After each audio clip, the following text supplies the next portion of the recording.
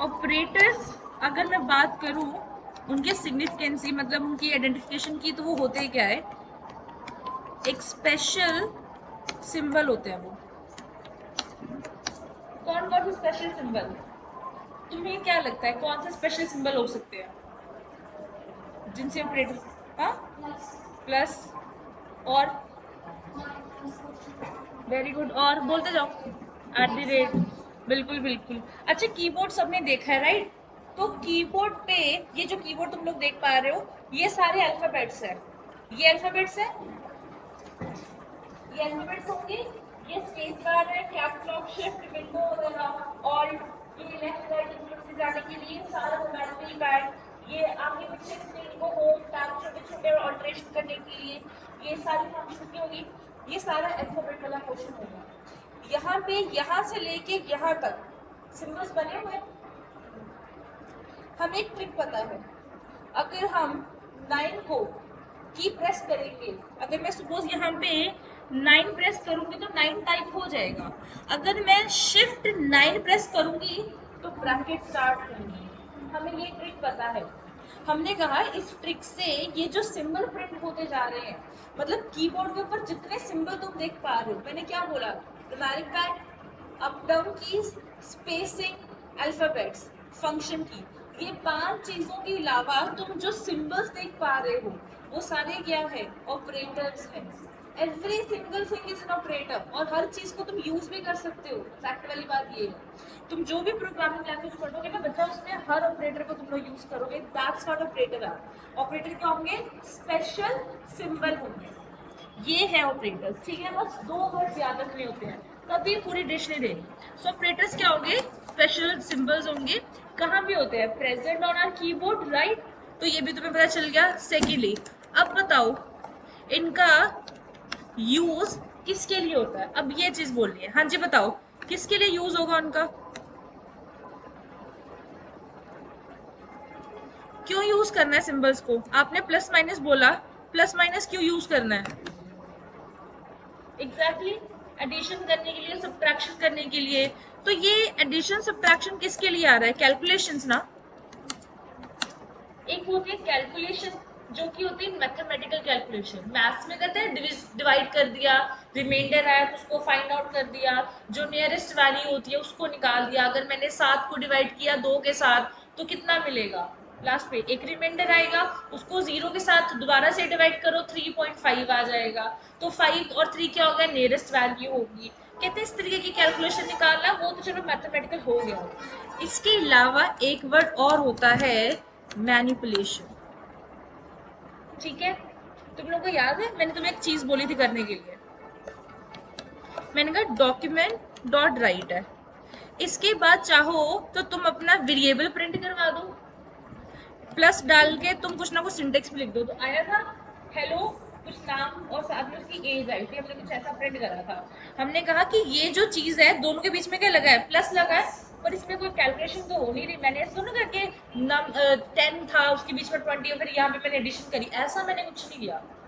तो प्लस से सिर्फ मैथमेटिकल कैलकुलेशन नहीं हुई, इसके साथ क्या हुई, मैनिपुलेशन भी हुई। सो बेसिकली व्हेन नंबर्स और integers, decimals, these type of numbers are involve, तो वो मैथमेटिकल क्या होती है, कैलकुलेशन होती है। But when variables are involve then it is manipulation. I hope the point is clearly clear now, कुछ ज्यादा प्रॉब्लम नहीं है बच्चा, क्लियर? तो जब वेरिएबल्स इंक्लूड होते हैं तो उसमें क्या होती है, मैनिपुलेशन होती है, बट जब नंबर्स इंक्लूड होते हैं तो वो कैलकुलेशंस होती है। कितना इजी था। हमने कहा कि ये दोनों चीजों में हो जाएगा, तो ऑपरेटर्स मैनिपुलेशन और कैलकुलेशन दोनों के लिए यूज होंगे। Let's take an example as well कि हमने इस चीज का लॉजिक क्या पढ़ा। तो मैंने कहा डॉक्यूमेंट डॉट राइट करके अभी देख लेते हैं कि ऐसा होता भी है कि नहीं। तो अगर मैं यहाँ पे लिखूं, मैं लिखूं योर नेम इज, और यहाँ पे अगर मैं एक वेरिएबल नेम डाल दूं, अब तो नेम बना नहीं था, उसके ऊपर लाइन आ गई, ठीक है, मेरे पास बहुत सारी एक्सटेंशंस है जो मुझे प्रोवाइड करके दे दी है। इट मे और मे नॉट बी कि आपके कोड में शायद ये नाम ऐसे ऑब्लिक करके ना आए, क्योंकि मैंने एक्सटेंशन इंस्टॉल करी है तो मेरा हो भी सकता है, ठीक है, तो आप ध्यान में रखना। अब मैं यहाँ पे लिखूंगी var name is equals to मान लो mk, और मैं इसको सेव करूंगी और काम करते हैं, लेट को यूज करते हैं। बताया था ना रिकमेंडेड क्या है, लेट को यूज करना है। तो सेव करके जरा इसको चलाते हैं। आ गया? ठीक है जी। अब अगर मैं लिखती यहाँ पे 10 प्लस 10, उसको अगर मैं डॉक्यूमेंट डॉट राइट करती तो तुम लोगों ने क्या बोलना था, कैलकुलेशन। यहाँ पे क्या हुई, मैनिपुलेशन। ठीक है जी, तो ये हो गई यहाँ पे मैनिपुलेशन। अब तक यहाँ तो नहीं कोई डाउट, तो ये तो सब क्लियर है। तो यहाँ पे स्क्रीन जूम कर दीजिए, इतनी बहुत है कि थोड़ी और, ठीक। तो मैंने कहा यूज हमें क्लियर हो गया। अब तीसरी चीज क्या होती है, इनकी वर्किंग, क्या काम कैसे करते हैं। ठीक है, अब क्या मैंने प्लस किया, तो प्लस हो सकता है, बहुत चीजें हो सकती हैं। सो पहली चीज ये, they are applied on operands, ये ऑपरेंड्स के ऊपर अप्लाई होते हैं, OPERANDS, ऑपरेंड्स की स्पेलिंग ये है। ठीक है, ये ऑपरेंड्स के ऊपर काम करते हैं। अब ऑपरेंड्स क्या होते हैं, ऑपरेंड्स बेसिकली टेक्निकल वर्ड है जो मे बी इंटरव्यू यूज करिए। ऑपरेंड्स आर नथिंग बट, मैं लिख देती हूँ आपके लिए, कॉपी किया मैंने इसको, और यहाँ पे वेट अ मिनट, एक सेकेंड, कॉपी, और यहाँ पे friends are nothing but the variables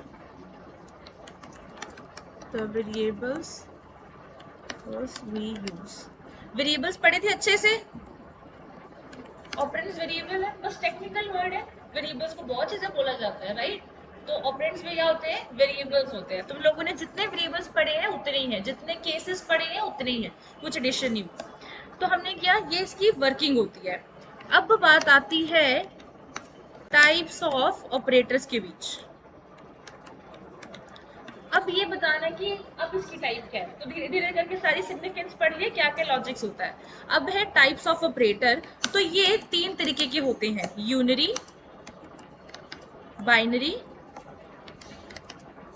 and the last is ternary. ठीक है जी। सो बेसिकली यूनरी में यहाँ पे हर एक के आगे ओपी लिखने वाली हूँ, ओपी शॉर्ट फॉर्म ऑपरेटर। ठीक है, तो यूनरी ऑपरेटर्स कौन से होते हैं, are those which require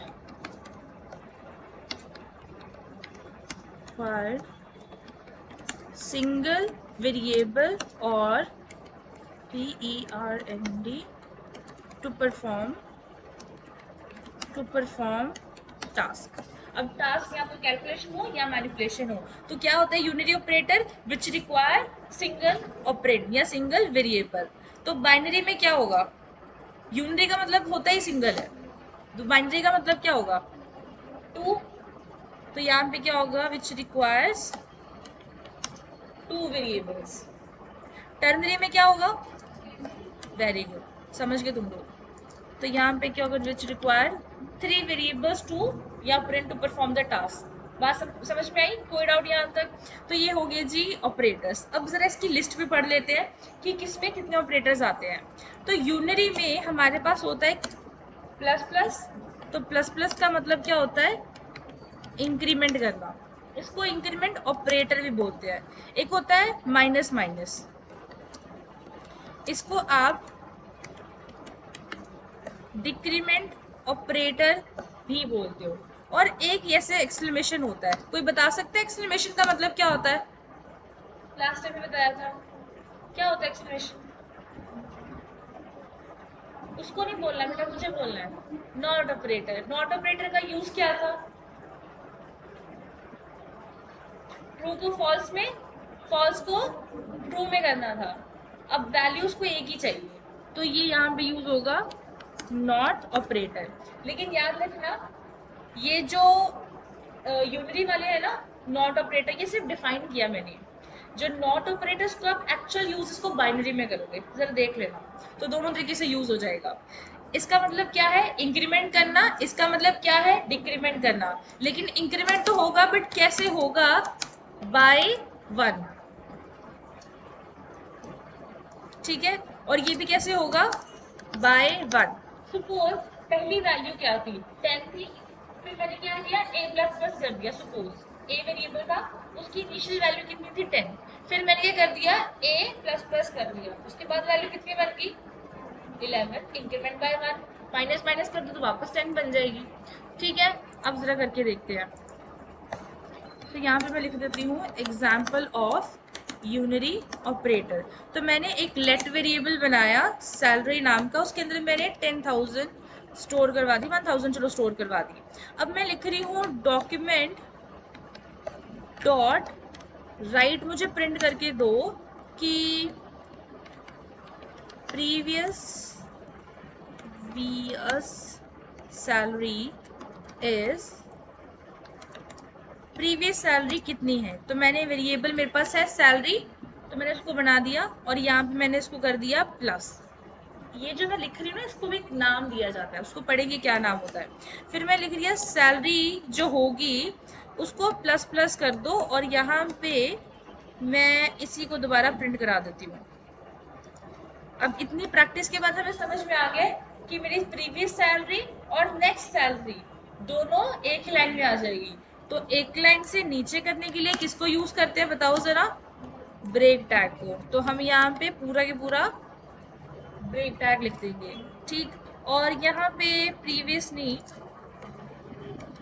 after increment save करके और रीलोड करके आ गया प्रीवियस सैलरीज इतनी और बाद में इतनी। तो बाय वन यहाँ पे इंक्रीमेंट होगा, बट क्या बाय वन ही कर सकते हो, नहीं, और भी कर सकते हो, बट प्लस प्लस को यूज करके और नहीं कर सकते। अगर सैलरी इंक्रीमेंट करनी हो, 15,000 और जोड़ने हो, फिर उसके लिए कोई और ऑपरेटर लगाना पड़ेगा। पढ़ते हैं, 2 मिनट ठहर के पढ़ते हैं उसको। पहले बताओ ये समझ में आया, ये एक बार में एक वैल्यू करेगा। मैंने इंक्रीमेंट किया, डिक्रीमेंट खुद से कर सकते हो। ठीक है, तुम्हारा टास्क होगा डिक्रीमेंट करना। नॉट ऑपरेटर को मैं अभी नहीं करूंगी, उसको बाइनरी में करेंगे। बात समझ में आई, चलो जी। सो नेक्स्ट होता है हमारे पास बाइनरी ऑपरेटर। अब जरा इसकी भी लिस्ट पढ़ लेते हैं। तो पहला हमारे पास आता है अरिथमेटिक ऑपरेटर। सेकंड हमारे पास आएगा रिलेशनल ऑपरेटर। अगर तुम्हें ऐसा लग रहा हो तो मैं इसको थोड़ा और कर देती हूँ। ये यूनरी यहाँ पे ख़त्म हो गई और ये बाइनरी वाले यहाँ पे चल रहे हैं, और ये उसके आगे उसकी कैटेगराइजेशन है। ठीक है, ये उसकी कैटेगराइजेशन है, मैं ऐसे लिख देती हूँ। और ये हो गए टर्नरी वाले। ठीक, रिलेशन, अच्छा रिलेशनल को ना कंपैरिजन भी बोला जाता है, कंपैरिजन ऑपरेटर। और तीसरा जो होगा हमारे पास अरिथमेटिक असाइनमेंट ऑपरेटर। फोर्थ हमारे पास होगा लॉजिकल ऑपरेटर। एक और होता है बिटवाइज, बट वो हमें यहाँ पे चाहिए नहीं, उसकी जरूरत प्योर प्रोग्रामिंग में होती है। मैंने कहा एक मेरे पास अरिथमेटिक ऑपरेटर है। अब अरिथमेटिक ऑपरेटर्स देखो ये कौन कौन से होते हैं। प्लस तुम्हें पता है, माइनस भी जानते हो, मल्टीप्लिकेशन ऐसा होता है। मैथ्स में क्या करते हैं, क्रॉस मल्टीप्लिकेशन होता है ना, यहाँ पे एस्ट्रिक मल्टीप्लिकेशन होता है। देन एक होता है डिवीजन, एक होता है मॉडुलस, एक होता है फ्लोर डिवीजन। अभी ये जो दो लास्ट वाले 30 और 31, फिलहाल इनको इग्नोर करना, अभी नहीं। ठीक है, मैंने लिस्ट करवा दी है, फिलहाल इसको नहीं करना। यहाँ तक ये सारे समझ में आ गए, प्लस माइनस मल्टीप्लिकेशन डिवीजन और मॉडुलस और ये, और एक और होता है एक्सपोनेंट, इसको बोला जाता है एक्सपोनेंट के लिए। जैसे पावर होती है 2 की पावर 4, उससे क्या होगा, 2 को 4 टाइम क्या करना है, मल्टीप्लाई करना है। अगर 2 की पावर 3 लिखी होगी तो मतलब क्या होगा, 2 का क्यूब फाइंड आउट करना है। 2 into two is equal to 4, 4 into two is equal to 8, तो उसका क्यूब निकल के आ जाता है। That's what exponent is. इसको क्या कहा जाता है, फ्लोर डिवीजन। बताया था, जो नियरेस्ट वैल्यू आती है डिवाइड करने के बाद जो नियरेस्ट वैल्यू होती है, that's what a floor division is. Modulus क्या होता है, इट गिव्स रिमाइंडर। ये तो पता ही है, डिवाइड ही करेगा। Actually divide, modulus, floor division, all of three, ये सारे डिवाइड करके दे रही है, लेकिन आंसर कुछ और आएगा। ठीक, करके देखते हैं। ये आपका जावास्क्रिप्ट कहाँ पे है? मिल गया।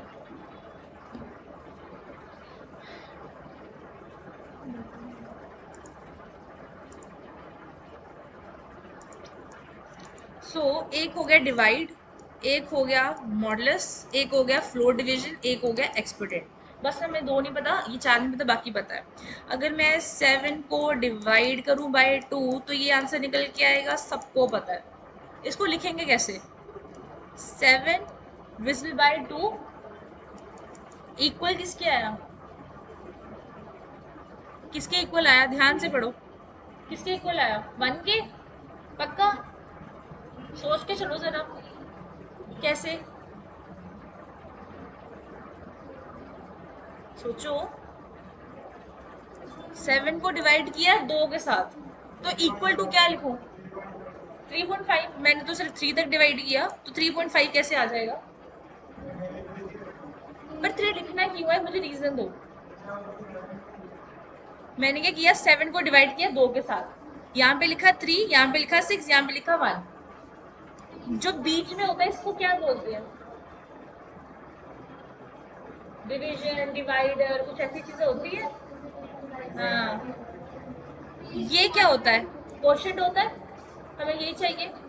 अगर ये स्लैश वाला सिंबल है तो इसके आगे डबल इज इक्वल टू 3 आएगा। डबल इज इक्वल टू क्यों बताया था? Equality operator. तो प्रोग्रामिंग में आपका इक्वालिटी चेंज हो जाता है। तो 7 को डिवाइड करो 2 तो किसके इक्वल आएगा? 3 के इक्वल। क्या मुझे यहाँ से पता चल रहा है कि नंबर डिविजिबल है कि नहीं है? 7 बेसिकली कौन सा नंबर है? इवन या ऑड नंबर? ऑड नंबर है। अगर मैं किसी भी नंबर को 2 के साथ डिवाइड करूँ तो मुझे पता चलेगा ये नंबर ऑड है इवन है। और सिर्फ डिवाइड से कुछ नहीं होता, ये भी तो पता चले कि वो पूरी तरीके से डिविजिबल है कि नहीं। और पूरी तरीके से कोई चीज डिविजिबल है कि नहीं, ये सिर्फ पता चलेगी कैसे? रिमाइंडर 0 आएगा। समझ में आई? तो यहाँ पे अगर मुझे रिमाइंडर 0 चाहिए तो मैं इस ऑपरेटर का यूज नहीं कर सकती। जब मुझे देखना है कि हाँ नंबर डिविजिबल है, ठीक है, लगा सकते हो। But if you want to see the remainder तो फिर ये नहीं लगना। क्या लगना है? मॉडुलस लगना है। कैसे? अगर मैं लिख दूं 7 को डिवाइड किया 2 के साथ, लेकिन वो किसके इक्वल आया? 1 के साथ इक्वल, तो फिर मुझे बीच में मॉडुलस लगाना है। तब पता चलेगा नंबर इवन है या ऑड है। क्लैरिटी मिली? अब वही तुम वेरिएबल ले लो। ए किसके अंदर स्टोर है? 7।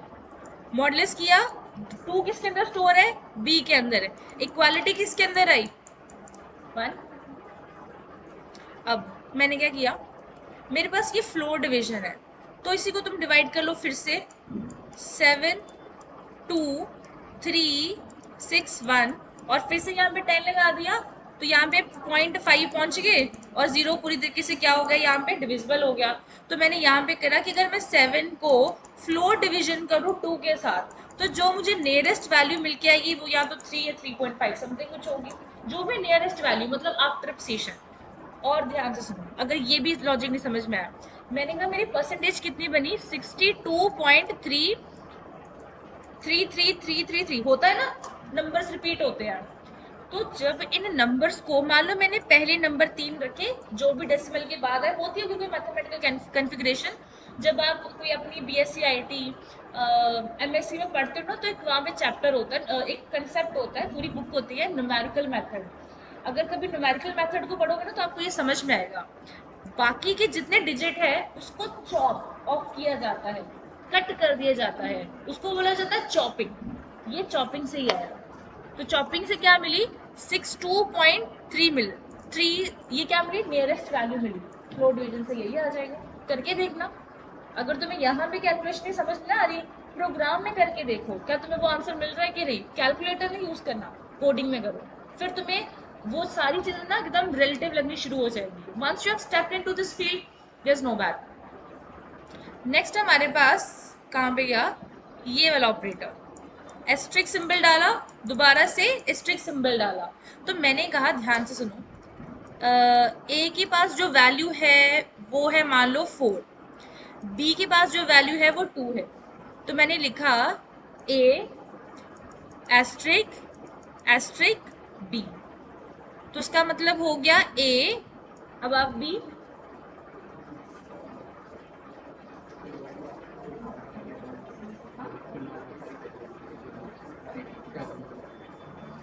ठीक है जी, बच्चे बात सुनो।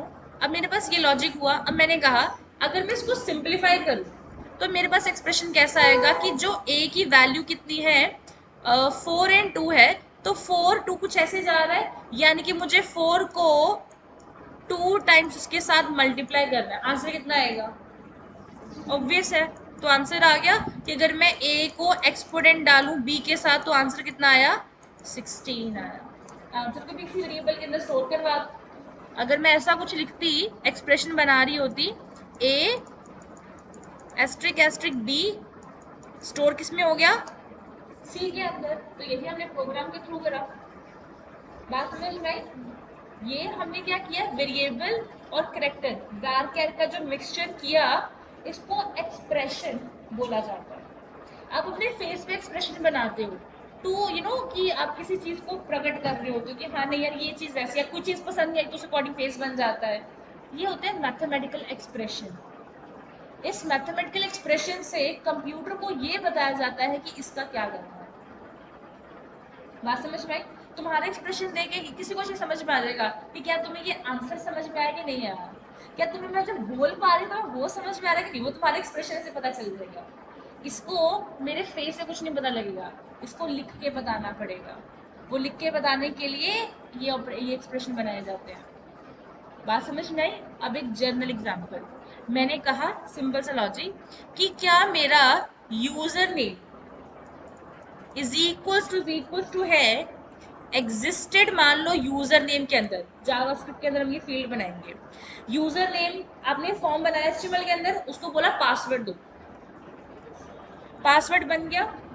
इज इक्वल्स टू क्या कंफर्म पासवर्ड इक्वल है कि नहीं, ये चीजें आप चेक करोगे तो आपका फॉर्म कंप्लीट होगा, एल्स नहीं।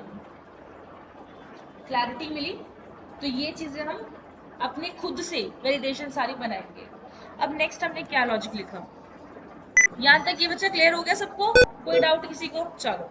सो ये हो गया यहाँ तक का ऑपरेटर, ये प्लस और माइनस वाला। वैसे ही मल्टीप्लिकेशन होना है, वैसे ही डिवीजन होना है, खुद से कर सकते हो। सारे अरिथमेटिक ऑपरेटर आप कर सकते हो। 2 नंबर कोई भी ले लो, यूजर से प्रॉप्ट करके पूछ लो, उसके एडिशन बता दो। फिर होता है रिलेशनल ऑपरेटर। रिलेशन होता है कंपैरिजन। मुझे किसी दो चीजों के बीच में कंपैरिजन करना होगा, कौन से पैरामीटर होंगे? कैसे पता लगेगा कोई चीज कम है या ज्यादा है? यही लॉजिक होता है। कैसे पता चलेगा? अगर मैं रिलेशन ऑपरेटर की बात करूं, greater than, less than, greater than, is equals to, less than, is equals to. या तो दोनों चीजें इक्वल है या वो इक्वल नहीं है। अब इसमें जरा ना एक लॉजिक पढ़ लेते हैं। This type of operator gives the result into bool, जिसको boolean भी कहते हैं, boolean values, and this includes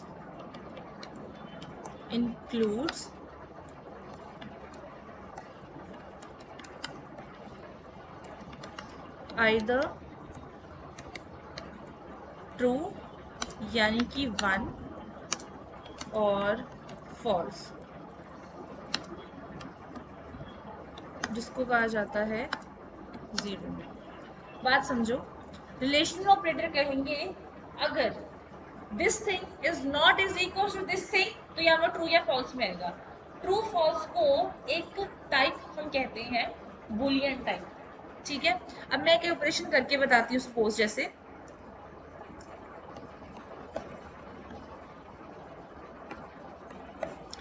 तो मैंने कहा कि सपोज मेरे पास क्या होगा, वेरिएबल सपोज लेट ए है और बी है, उसकी वैल्यू है 10 और 20। ठीक है, उप्स मिस्टेक होगी, तो मैं यहाँ पे क्या लिखूँ?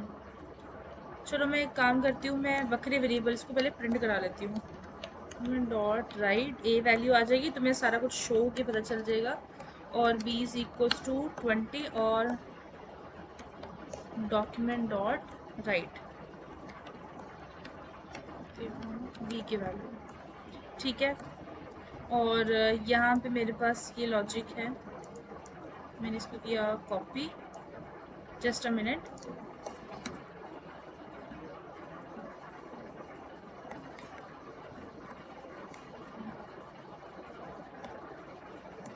ठीक है,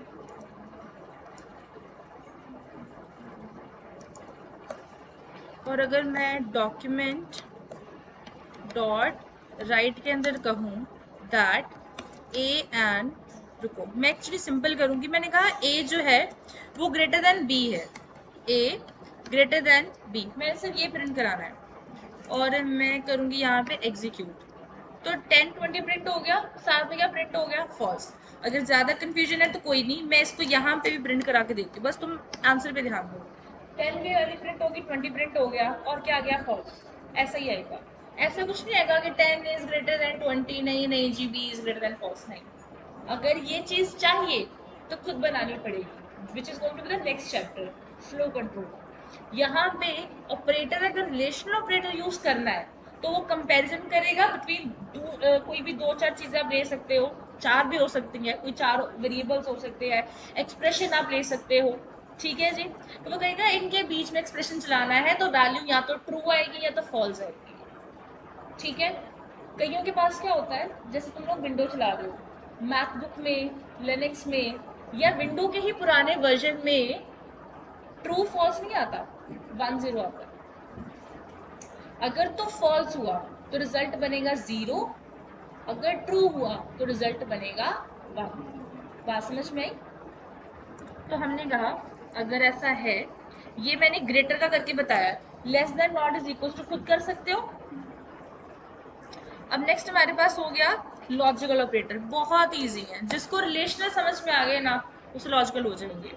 मैंने ये लाइन यहाँ से ली, कॉपी किया, पेस्ट कर दिया, क्योंकि सेम है दोनों में, इनटू बूल, और यहाँ पे मैं एक बार तुम्हें लिस्ट भी खुद भी लिख के दे देती हूँ। ये मैंने किया greater, less than, greater than is equal to, तुम लोग छोटी क्लासेस से ये पढ़ते आ रहे हो क्या ग्रेटर है क्या इज इक्वल टू है, and not is equal to, done. Logical में क्या होगा, एक मेरे पास होगा एंड ऑपरेटर, एंड एक होता है और एक होता है नॉट, ये होता है नॉट। इसका लॉजिक हमने अब करना है नॉट ऑपरेटर का, ठीक है जी। और ये सिंबल बता सकते हो, अच्छा ये सिंबल का नाम क्या है, सिंबल का नाम पूछा मैंने, एंड और एंड, चलो ठीक है। इस सिंबल को क्या बोलते हैं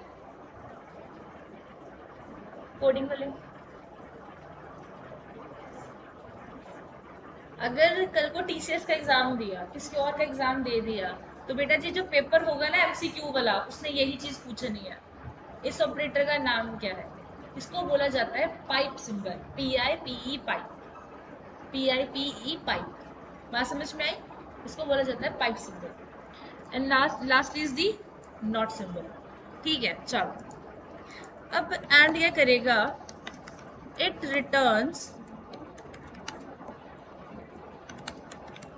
it returns true if both the, रुको मैं इसको हटा देती हूँ, if both the conditions are true,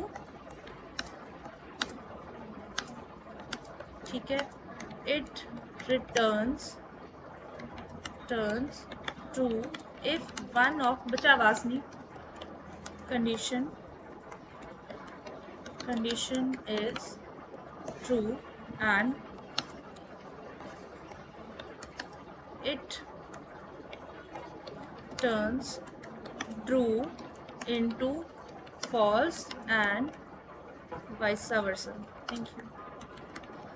बात समझ में आ गई? बहुत सिंपल है, चलो करके देखते हैं कितना सिंपल है। अब तुम लोग मुझे बताना, एक मैंने ये ए ड्रॉ कर लिया,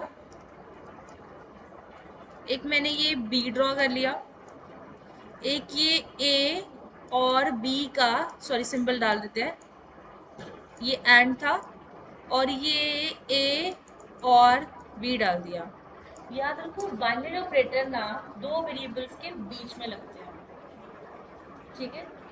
बाइनरी ऑपरेटर्स दो वेरिएबल्स के बीच में लगते हैं। यूनरी ऑपरेटर आगे पीछे लगेंगे, उसको हम लास्ट पे करेंगे। और एक हो गया मेरे पास नॉट ऑफ ए, एक हो गया नॉट ऑफ बी। अब तुम लोग बोलो इसको बीच में ही लगाया क्योंकि ये यूनरी ऑपरेटर की कैटेगराइजेशन थी, पर ये देता एक बुलियन रिजल्ट है इसलिए लॉजिकल में डाला है, क्योंकि लॉजिकल में मैंने देखा लाइन कॉपी करके नीचे पेस्ट कर दी थी क्योंकि वो बुलियन रिजल्ट देता है। अब ध्यान दो, मैंने कहा किसी लैंग्वेज में ए की वैल्यू ट्रू है, बी की वैल्यू भी ट्रू है। ए की वैल्यू ट्रू है लेकिन बी फॉल्स है, जब ए फॉल्स हुआ तो बी ट्रू हो गया, या तो दोनों ही फॉल्स है। ऐसे होता है कॉम्बिनेशन 0 1 1 0 0 0 और 1 1। तो मैंने कहा अगर मैं ए और बी का एंड करूं तो मुझे क्या रिजल्ट मिलना चाहिए। We need an and operator A भी ट्रू होना चाहिए और बी भी ट्रू होना चाहिए। तो इसका रिजल्ट क्या बनेगा मुझे पहले ये बताओ। ट्रू, बाकी लास्ट में क्या हुआ, ठीक हो, ज्यादा तो नहीं हो गया। चलो, तो इसका रिजल्ट क्या हो गया, ट्रू। कॉन्फिडेंट तो रहा करो। इसका रिजल्ट क्या हुआ, फॉल्स। इसका रिजल्ट और इसका result true. Very good, true false. False क्यों हुआ, ट्रू क्यों हुआ, क्योंकि दोनों फॉल्स है तो ट्रू रहेगा। फॉल्स, ट्रू किसने बोला, बोला तो था, नहीं बोला था लास्ट पे। हाँ जी, ट्रू है क्योंकि फॉल्स आएगा। False, false. रीजन क्यों फॉल्स, क्यों,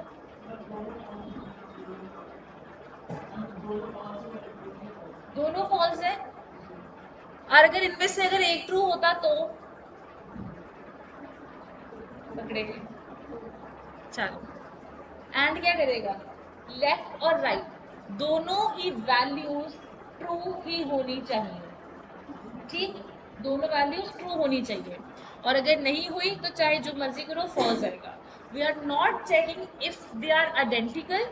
एफ और एफ लिखा है विच मीन्स वो हमें ये नहीं चेक करना कि वो आइडेंटिकल है कि नहीं, वी हैव टू चेक कि वो रिटर्न क्या करते हैं, ट्रू रिटर्न करते हैं कि फॉल्स रिटर्न करते हैं। और वो अगर फॉल्स रिटर्न कर रहे हैं तो आंसर भी फॉल्स ही आएगा। तुम्हें गलत डेटा थोड़ा ना स्टोर करना है। और ऑपरेटर में क्या होगा, आइदर 0 और 1। तो जरा पहले का मुझे आंसर बताओ क्या लिखे, इसका आंसर ट्रू, इसका answer true, next, next false.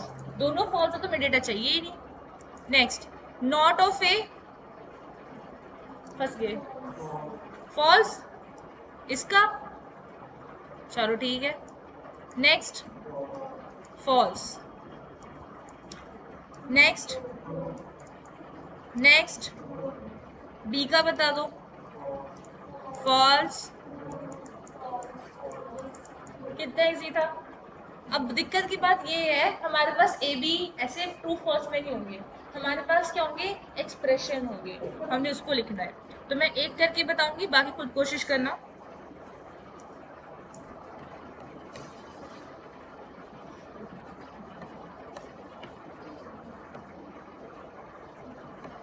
तो मैंने एक सिंपल सी वैल्यू लिखी, मैंने कहा लेट करो ए की वैल्यू 10 हो जाएगी और बी की वैल्यू मान लो 20 है, लेट सी की वैल्यू 30 है और जो लेट करके डी की वैल्यू कितनी है, 40 है। अब मैंने कहा कि अगर ए ग्रेटर देन हो जाए बी से, अभी रिजल्ट क्या बन रहा है, फॉल्स, बीच में लग जाए एंड, फिर करें सी जो है वो भी बड़ा है डी से, इसको स्टोर करवा दे आंसर के अंदर और डॉक्यूमेंट डॉट राइट करके अगर लिख दे आंसर को,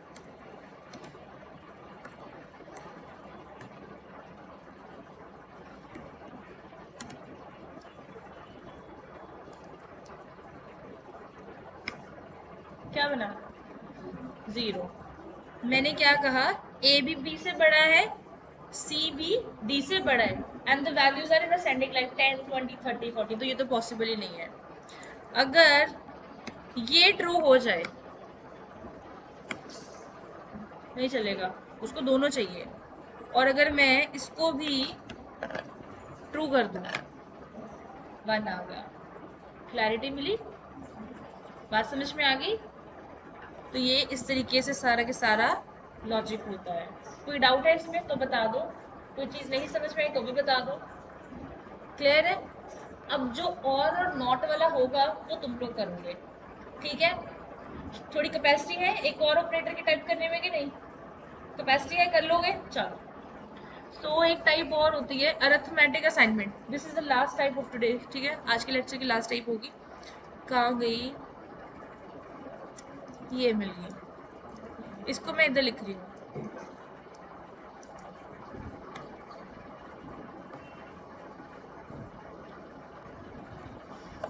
अरिथमेटिक ऑपरेटर याद होंगे? अरिथमेटिक कौन कौन से थे? Plus, minus, multiplication, division, modulus, float division and exponent. एक मेरे पास स्टैंडर्ड असाइनमेंट ऑपरेटर होता है, is equal two is the standard assignment operator. याद हो गया? Left hand right hand side value को लेफ्ट हैंड साइड वेरिएबल में स्टोर करवा देता है। लास्ट टाइम हमने ये चीज पढ़ी थी। अगर मैं हर एक अरिथमेटिक ऑपरेटर के आगे इज इक्वल टू लगा दूं ऐसे से करके, तो वो अरिथमेटिक असाइनमेंट ऑपरेटर बन जाएगा। नहीं समझ में आया? मैंने कहा प्लस था तो ऐड कर रहा था, प्लस इज इक्वल टू करेंगे तो ऐड और साइन दोनों करेगा। अब ये लॉजिक कैसे हुआ?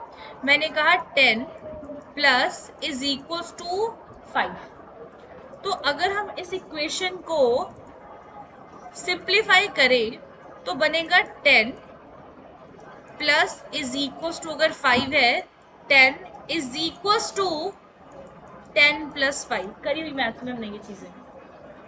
तो पहले तो इसको सॉल्व करो। 10 प्लस 5 रिजल्ट कितना आ गया? 15 आ गया।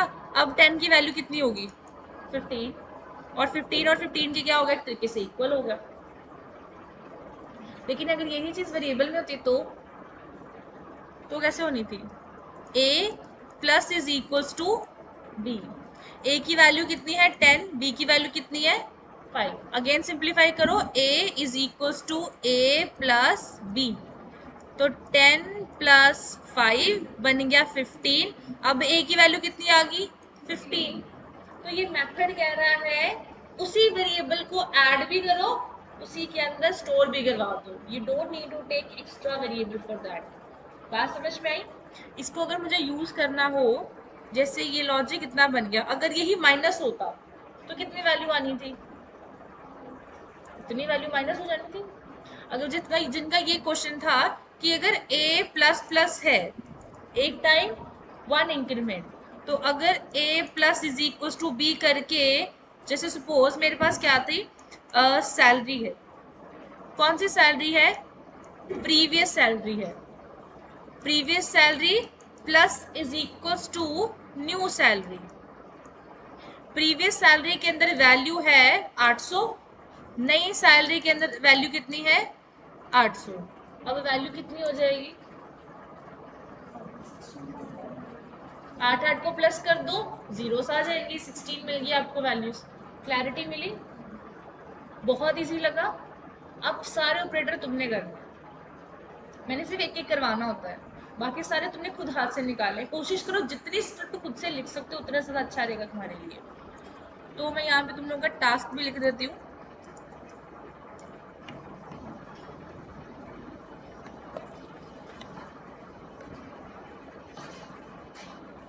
तुम्हारा टास्क नंबर जो फर्स्ट है, कंप्लीट करना है ऑल अरिथमेटिक ऑपरेटर्स, ठीक है? और टास्क नंबर 2, अरे सारे टास्क लिखने की जरूरत है। जितने ऑपरेटर्स आज करवाए हैं ना, तुम्हें लिस्ट मिल जाएगी। लिस्ट तुम्हें मैंने समझा भी दी है, रिकॉर्डिंग भी तुम्हें मिल जाएगी। सारे ऑपरेटर तुमने बस करके लेके आनी है। कॉपी पे नहीं करते, कंप्यूटर पे लैपटॉप पे जावास्क्रिप्ट की फाइल बना के करनी है। बात समझ में आ गई? एक आज की असाइनमेंट और एक जो 2 दिन पहले दी थी। वो सारी असाइनमेंट सबकी होनी चाहिए कंप्लीट, क्योंकि मैंने कल वो पक्का चेक करनी है।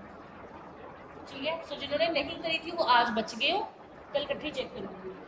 बात समझ में आ गई? थोड़ा सा तुम लोग चीज़ ना थोड़ा और सीख जाओ, फिर तुम्हें गिटहब के बारे में बताएंगे, जो तुम्हारी बिजनेस मार्केटिंग स्ट्रैटेजी होगी, फिर उसके बारे में बताएंगे। ठीक, क्योंकि एक डेवलपर का बहुत ही इंपॉर्टेंट रोल है